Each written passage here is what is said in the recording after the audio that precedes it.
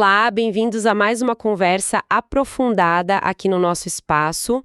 Hoje o tema é daqueles, sabe, que geram muito debate, muita curiosidade, a doutrina do arrebatamento pré-tribulacional da igreja. Oi, é um tema quente mesmo. A gente vai explorar os argumentos a favor dessa visão, usando como base um estudo bem detalhado do Jordan P. Ballard. Isso, e é bom já dizer, né? Essa visão pré-tribulacional, a ideia da igreja sair antes da tribulação, é só uma das interpretações. Sim, tem outras visões importantes. Exato. Tem a mid-tribulacional, a pré-ira, que colocam o arrebatamento mais para o meio ou para o fim desse período difícil, né? E a pós-tribulacional, que vê tudo acontecendo junto lá na segunda vinda de Cristo. Exatamente. E a nossa ideia aqui não é bater o martelo, dizer qual é a certa. É mais entender o raciocínio do Ballard, sabe? Como ele constrói o caso dele. É investigar os argumentos, as passagens que ele usa. Isso. Ver a lógica por trás da defesa do pré-tribulacionismo é uma chance de conhecer melhor essa perspectiva. Ok, vamos desembrulhar isso. E um ponto-chave que o próprio autor reconhece é que o Novo Testamento não fala com todas as letras. O arrebatamento será antes. Nenhum lado tem aquele versículo mágico, né? É tudo interpretação, então. Pois é conectar os pontos, olhar o ensino geral. E por isso mesmo, a visão pré-tribulacional, apesar de ser bem popular, às vezes é mal compreendida, criticada. É um ótimo ponto para começar. Talvez, antes da gente mergulhar nos argumentos principais do estudo, fosse bom desmontar uns mitos, umas críticas que a fonte comenta. Ajuda a limpar o terreno, né? Com certeza. Facilita. Por exemplo, aquela história de que a palavra arrebatamento nem está na Bíblia. Como fica isso? Verbo grego arpazo. Esse arpazo está lá em Tessalonicenses 4,17. E o que significa arpazo? Significa arrebatar, pegar de repente, levar embora, às vezes até à força. A ideia de ser levado rapidamente. Ah, então é mais uma questão de como o termo técnico surgiu na teologia. Tipo a palavra trindade, que também não está lá escrita, mas o conceito sim. Exatamente, a mesmíssima lógica. O conceito de ser levado de repente pró-encontro com Cristo, isso está baseado no arpazo. Não ter a palavra exata não invalida a ideia para quem defende, né? Entendi. Faz sentido. Outra crítica forte que a fonte também encara é que essa doutrina pré-tribulacional é coisa recente, que surgiu só lá no século XIX, com o John Nelson Darby. Sim, essa crítica histórica é bem comum. O estudo do Ballard primeiro lembra a gente de uma coisa importante. A idade de uma ideia não diz se ela está certa ou errada. Tipo, não é porque é novo que é falso. Exato. Isso seria o tal esnobismo cronológico, como C.S. Lewis chamou. O ponto principal para a fonte é: a doutrina se baseia na Bíblia ou não? Essa é a autoridade final. Certo. Mas a fonte argumenta que a ideia já existia antes do Darby. Ou ele inventou mesmo. Aqui é onde fica realmente interessante. Então, argumenta sim que não surgiu do nada. Reconhece que lá nos pais da igreja, o pessoal do começo, embora muitos acreditassem no milênio e tal, não tinha uma visão única sobre o quando seria o arrebatamento. Era meio confuso. Não era claro para eles. Não, mas muitos deles falavam muito da iminência, a ideia de que Cristo podia voltar a qualquer momento. Essa expectativa constante, segundo Ballard, combina bem com a visão pré-tribulacional. A ideia de poder acontecer a qualquer hora. Isso. E além disso, a fonte cita uns textos históricos que, mesmo sem usar o termo pré-tribulacional, parecem descrever algo parecido antes da tribulação. Tipo quem? O mais famoso é um sermão atribuído a um tal de Pseudo-Efraim, lá entre os séculos IV e VI.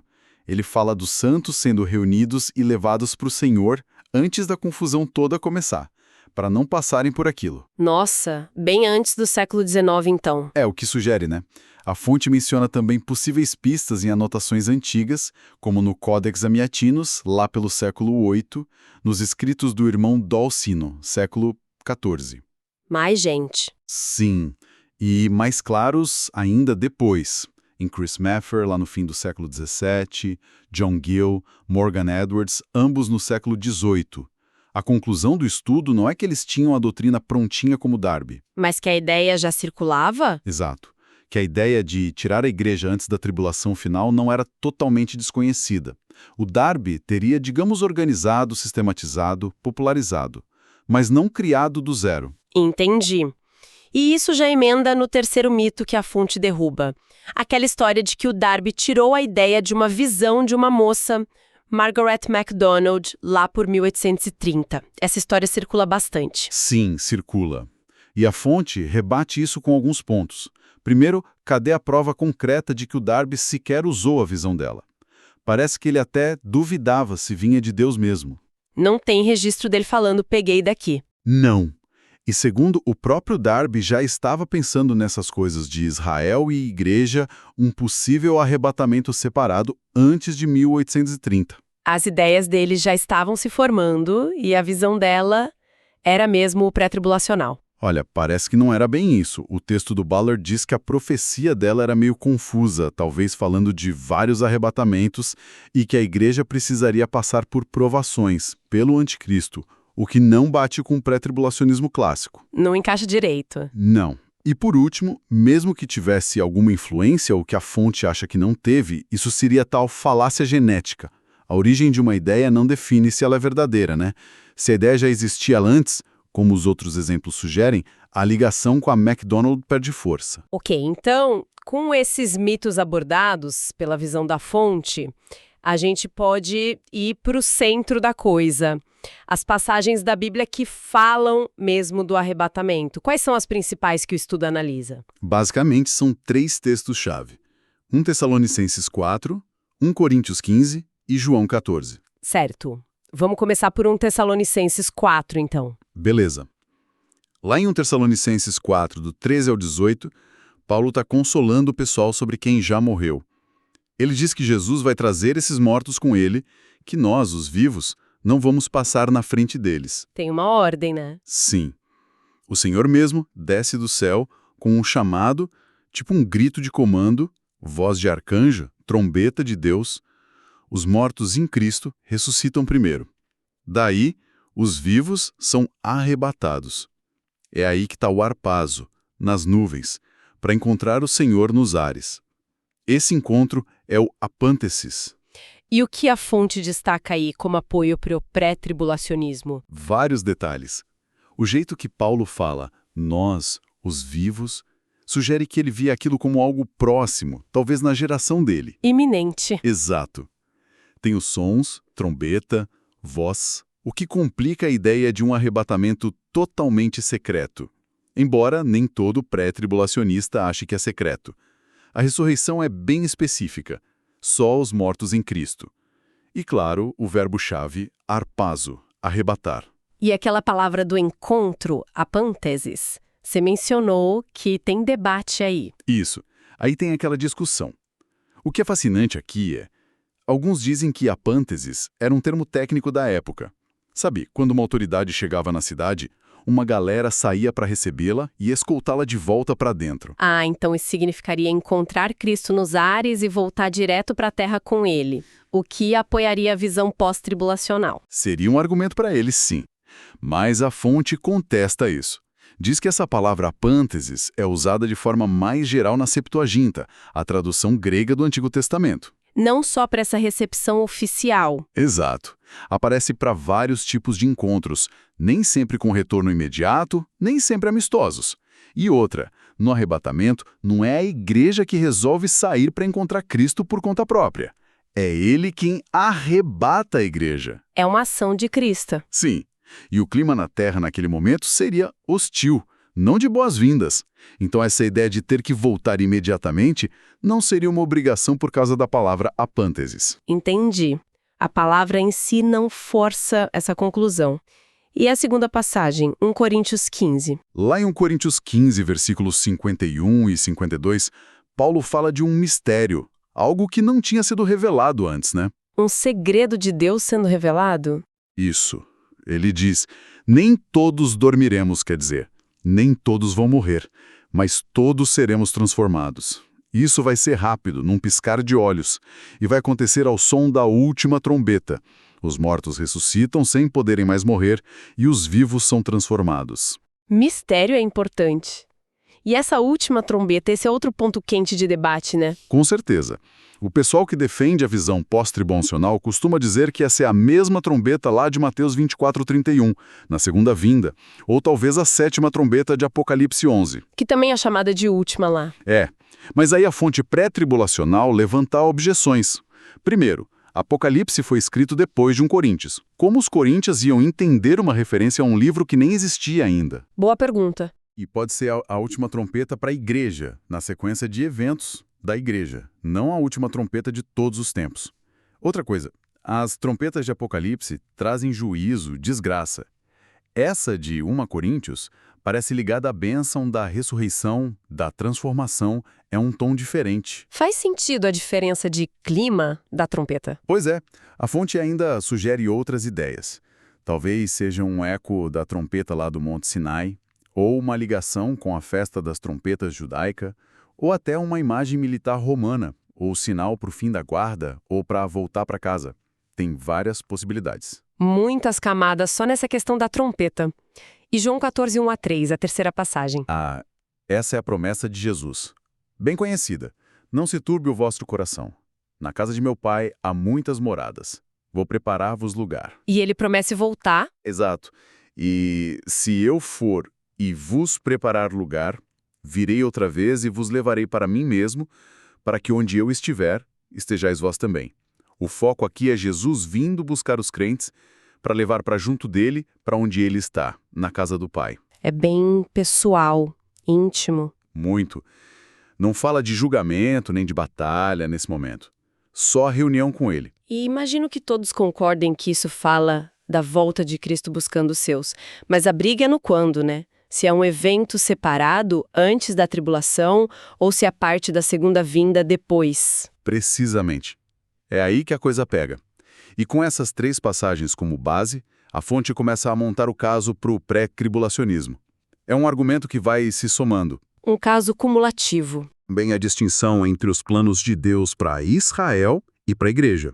Embora ele mesmo admita que nem todo pré-tribulacionista concorda 100% em como essa distinção funciona. Certo. E qual seria o primeiro grande argumento nesse caso que ele monta? O primeiro é apontar as diferenças.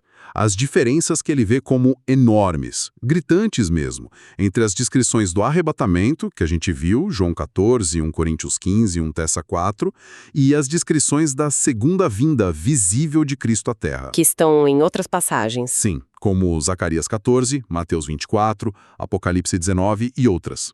A fonte argumenta que são 2 eventos distintos, separados no tempo e não só aspectos diferentes do mesmo evento. Que tipo de diferenças ele aponta? Várias. Por exemplo, a promessa lá de João 14, da casa do Pai. Para o pré-tribulacionista, levar a igreja para o céu cumpre isso. Mas na visão pós-tribe, onde o encontro nos ares é seguido de volta imediata para a terra, essa ida para a casa do Pai não aconteceria naquele momento. Como fica a promessa, né? Exato.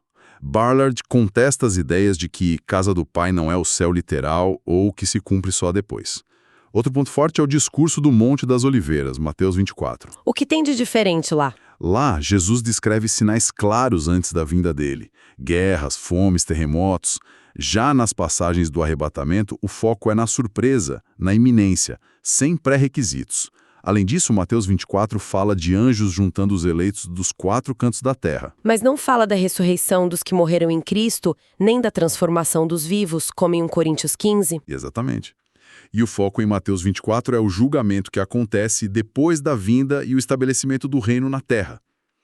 Isso não aparece nas passagens do arrebatamento. Lá em Tessalonicenses 4, quem vem buscar é o próprio Senhor, não os anjos. E a fonte também menciona o caráter mais judaico de Mateus 24, né? Sim. Fala da grande tribulação, que no Antigo Testamento está ligada ao tempo de angústia de Jacó, ou seja, de Israel. Fala da abominação da desolação no lugar santo, o templo. Fala para fugir quem estiver na Judéia, para orar para a fuga não ser no sábado. São detalhes que parecem muito voltados para o contexto judaico durante a tribulação. Não parece falar diretamente para a igreja toda espalhada pelo mundo. Não diretamente naquele contexto. Ainda nesse argumento das diferenças, a fonte olha para as parábolas da separação, tipo o joio e o trigo em Mateus 13 e as ovelhas e os bodes, em Mateus 25. O que elas mostram? Mostra uma separação entre bons e maus acontecendo na terra depois que o rei volta, os anjos separando. Mas o arrebatamento parece juntar só a igreja e levá-la para os ares. Se a igreja já foi arrebatada e glorificada antes, como na visão pré-tribe, a separação das ovelhas, os justos, dos bodes ímpios, em Mateus 25, parece meio redundante, né? As ovelhas já estariam com Cristo. Faria mais sentido se a igreja não estivesse mais ali naquela separação na terra. Exato. Não descreve o arrebatamento acontecendo ali. Sugere que os santos já estavam com Cristo antes de descerem com ele. Para o pessoal do pós-trib, segundo Ballard, fica difícil encaixar o tribunal de Cristo, o julgamento das obras dos crentes, e as bodas do Cordeiro, a união de Cristo com a igreja, antes dessa vinda visível. Que na visão pré-tribe aconteceriam no céu entre o arrebatamento e a segunda vinda. Exatamente, fica mais organizado, digamos assim. Entendi. Então, o primeiro argumento forte. Os eventos são descritos de formas muito diferentes. Qual o segundo argumento principal que a fonte traz? O segundo é a iminência, aquela tensão que a gente já falou um pouco.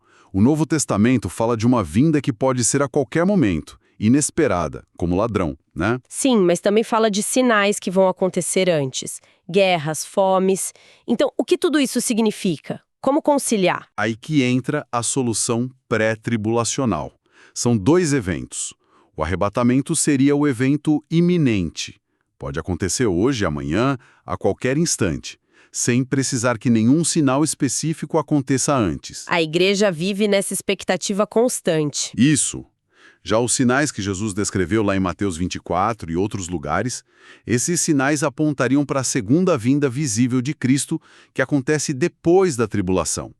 Então, os sinais servem de alerta para o mundo e para quem estiver passando pela tribulação, de que o fim daquele período e a volta de Cristo em glória estão próximos. Entendi. Resolve a tensão separando os eventos. Um é iminente, o outro tem sinais. Exato. E a fonte critica outras visões por tentarem, digamos, esticar o conceito de iminência para incluir a necessidade de sinais acontecerem primeiro. Perderia o sentido de a qualquer momento. Ok, argumento da iminência resolvido com dois eventos. E o terceiro argumento da fonte? O terceiro é a promessa de que a igreja vai ser livrada da ira divina. Passagens como 1 Tessalonicenses 1.10, que fala de Jesus que nos livra da ira vindoura, e 1 Tessalonicenses 5.9. Deus não nos destinou para a ira, mas para alcançarmos a salvação. E a fonte interpreta essa ira como sendo a tribulação. Sim, argumenta que não se refere só à condenação final eterna, mas especificamente àquele período de juízo intenso sobre o mundo, conhecido como a Grande Tribulação ou o Dia do Senhor. Esse período todo é visto como a manifestação da ira de Deus. Mas outras visões não dizem que a igreja vai ser protegida durante a tribulação, mas não tirada antes. Dizem sim. Mas aí, segundo Ballard, elas precisam fazer uma distinção que parece meio forçada. Separar a ira de Deus, da qual a igreja seria protegida, da perseguição de Satanás ou da ira dos homens que a igreja teria que enfrentar. A fonte pré-tribo argumenta que a tribulação é uma coisa só. É o derramar da ira de Deus, mesmo que ele use pessoas ou o diabo como instrumentos. Não dá para separar tão fácil assim. Parece que não. E nesse ponto, a análise de Apocalipse 3.10 é fundamental. É a promessa para a igreja de Filadélfia. Guardar-te-ei da hora da provação que há de vir sobre o mundo inteiro. Guardar-te-ei da hora. A chave aqui para a fonte é a expressão grega terezoek. Terezo é guardar. Ek geralmente significa de ou fora de. Juntando os dois, a fonte argumenta que significa guardar fora de algo, manter longe da situação, e não proteger dentro ou através dela. A preposição ek faria diferença? Faria toda a diferença. Significaria ser poupado de entrar naquele período, naquela hora de provação mundial que vai testar os habitantes da terra, um termo que em Apocalipse geralmente se refere aos incrédulos. Seria um livramento da hora, não só da aprovação em si. Essa análise do grego é bem técnica, né? Mas a implicação é enorme. Sim, a fonte até compara com João 17,15. Jesus ora, Não peço que os tires eles, ec do mundo, mas que os guardes tereses, ec do maligno. Veja o contraste. Jesus não pede para Deus tirar os discípulos de dentro do mundo, mas pede para Deus guardá-los do maligno, protegê-los da influência externa dele. Se aplicar essa lógica em Apocalipse 3:10, guardar ec da hora seria manter fora daquele período. Entendi a comparação. E se a igreja passasse pela tribulação e sofresse martírio, essa promessa de ser guardado perderia o sentido? Exato. Que tipo de proteção seria essa se o resultado fosse o martírio em massa? A promessa parece ser mais forte. Livramento da hora, do período inteiro. Ok, esse foi o terceiro argumento, a promessa de livramento da ira. E o quarto e último argumento principal que a fonte apresenta. Esse é um argumento mais prático, digamos, quase logístico. Tem a ver com o reino milenar de Cristo na Terra. A pergunta é: quem vai povoar esse reino? Como assim? Pensa comigo. Se o arrebatamento e a segunda vinda são o mesmo evento, como na visão pós-tribulacional, nesse evento, todos os crentes vivos são transformados, glorificados. E todos os crentes mortos ressuscitam, glorificados também. Certo. Certo. Todos os salvos recebem corpos glorificados. Entra no milênio com corpos normais, naturais. Quem vai ter filhos, repovoar a terra, cumprir aquelas profecias de Isaías que falam de construir casas, plantar vinhas, vida normal durante o reinado de Cristo. De onde vão sair os rebeldes lá no finalzinho do milênio que Apocalipse 20 menciona? Se todos que entraram eram ou glorificados ou convertidos. Nossa, é verdade. Fica uma questão aí.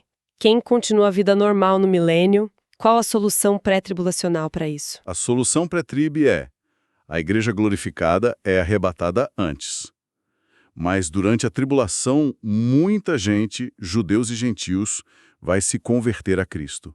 Aqueles que sobreviverem fisicamente à tribulação, sem serem mortos... Esses entram no milênio. Exato. Entram no milênio com seus corpos naturais, não glorificados.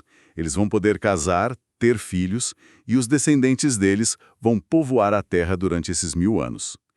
E é entre esses descendentes nascidos durante o milênio que surgirão aqueles que vão se rebelar no final. Ah, faz sentido essa lógica. Permite que haja gente normal, vivendo e tendo filhos. Sim, e a fonte critica a ideia pós-tribulacional de que talvez alguns descrentes que só se submeteram ao rei pudessem entrar no milênio. Isso iria contra várias passagens que dizem que só quem nasce de novo herda o reino de Deus, né? Entendi. Então, fechando o ciclo, a fonte vê o pré-tribulacionismo como um quebra-cabeça, onde essas peças se encaixam melhor. As diferenças entre os eventos, a iminência, a promessa de livramento da ira e essa necessidade de ter gente não glorificada para povoar o milênio. É um argumento que se soma. Exatamente. A perspectiva do Ballard é que essa visão consegue harmonizar melhor o conjunto todo das profecias sobre o fim dos tempos.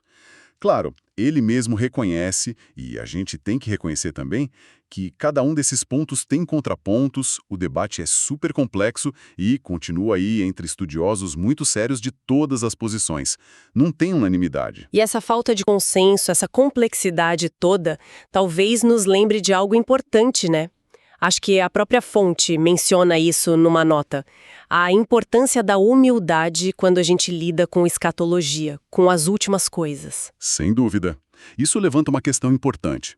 Talvez a maior lição, não importa a visão que a pessoa tenha, seja manter o foco no que é essencial na fé e tratar com respeito quem interpreta esses pontos difíceis de outro jeito.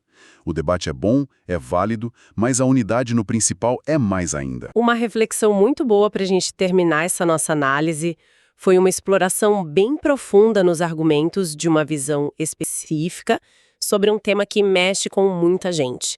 Agradecemos a companhia de todos nessa jornada. Este episódio faz parte da série Diálogos de Sábado e na semana que vem teremos um novo assunto. Deus abençoe todos os ouvintes.